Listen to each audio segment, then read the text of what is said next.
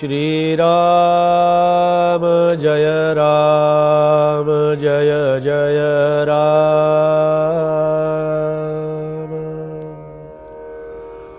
श्री राम जय राम जय जय राम।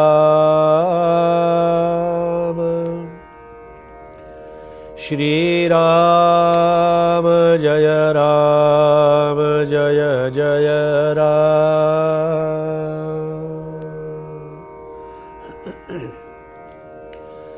श्री राम समर्थ श्री राम।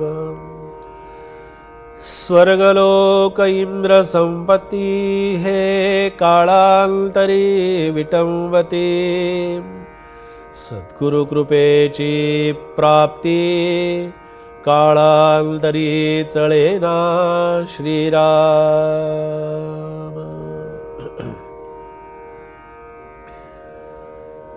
समर्थांच्या दासबोधातील हे सद्गुरु स्तवनाचं चिंतन आपलं सुरू आहे आणि सद्गुरु स्तवनाच्या चिंतनामध्ये समर्थ असं म्हणतात की स्वर्गलोक, आता स्वर्गलोक किती मोठा आहे।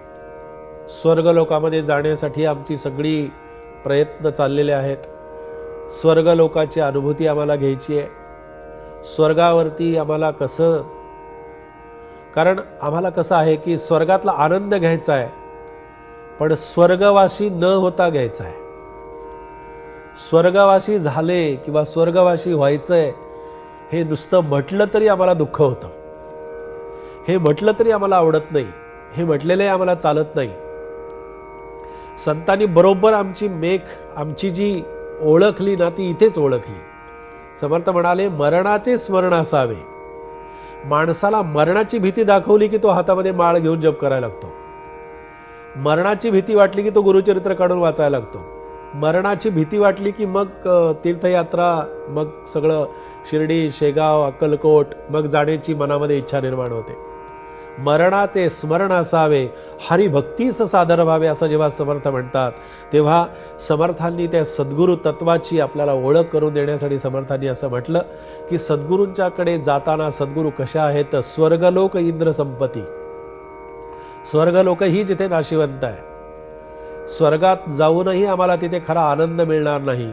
इंद्र संपत्ती हे सगळं, आता इंद्र तर केवढं मोठं अधिष्ठान आहे, देवांचा राजा। अहो ते इंद्रपद आम्हाला मिळेल पण इंद्रपद सुद्धा सद्गुरु तत्वापुढे नाशिवंत आहे। कारण इंद्रपद हे काही टिकणारं नाहीये, शाश्वत नाहीये। इंद्रपद हे टिकणारं नसल्यामुळे ते कधी संपून जाईल काही सांगता येत नाही। हे काळांतरी विटंबती समर्थांनी म्हटलंय। हे जे आहे स्वर्गलोक, इंद्र हे सगळे संपून जाणारे आहेत। ते कधी त्यांची म्हणजे ते संपतील, कधी ते नाश पावतील हे सांगता येत नाही। पण सद्गुरु कृपेची प्राप्ती काळांतरी चळेना। सद्गुरु कृपेची प्राप्ती मात्र कधीही चळत नाही, कधीही संपत नाही, कधीही ती नाश पावत नाही।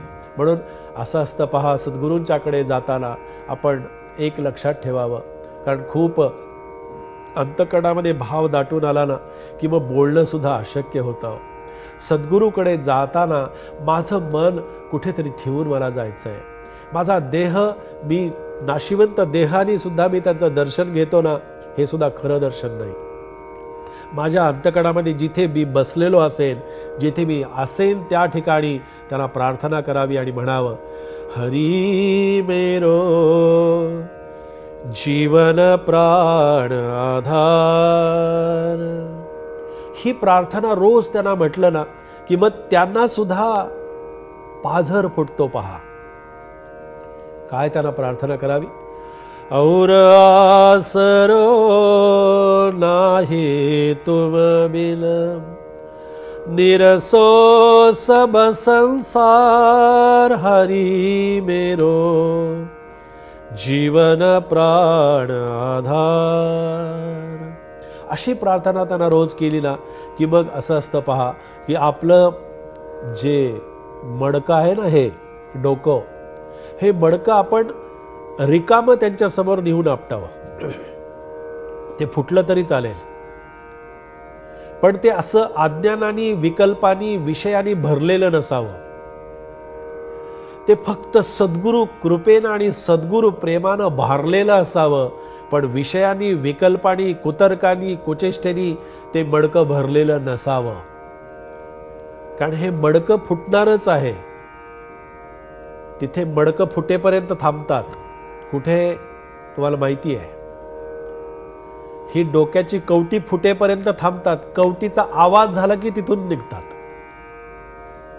याचा अर्थ काय लक्षात ठेवा, की ही कवटी तिथे फुटेपर्यंत, याचा अर्थ तुझा देहाची जाणीव तोपर्यंत तिथे असते, तोपर्यंत ते तत्व मला कळत नाही, तोपर्यंत सद्गुरू मला भेटत नाहीत. म्हणून ते मडकं अशा प्रकारनं असावं. जगात आपण कितीही मोठे असो, जगात आपण किती नावलौकिक मिळवलेला असो, पण आपण सद्गुरूंच्याकडे जाताना अत्यंत लीनतेनं जावं. आणि हा देहाचा भार त्यांच्यावरती कधीही मी टाकू नये, याचा अर्थ हे नाशिवंताचं ओझं मी त्यांच्यावरती टाकत असतो. म्हणून सद्गुरूकडून सन्मानाची कुणीही कधीही कसलीही अपेक्षा ठेवू नये. सद्गुरू कृपा करतात आणि सद्गुरू आपल्याला प्रसाद देत असतात. सद्गुरू यांच्या तत्वापुढे ही स्वर्गलोक आणि इंद्र संपत्ती हे काळांतरी त्याची विटंबना, याचा अर्थ की ते नाश पावतात.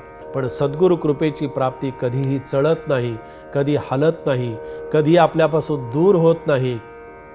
आणि ती कृपा अखंड आपल्यावरती राहण्यासाठी आणि आपल्याला त्या कृपेचा अनुभव येण्यासाठी हे समर्थांचं समर्थ चिंतन आज आपण या ठिकाणी श्रवण केलेलं आहे.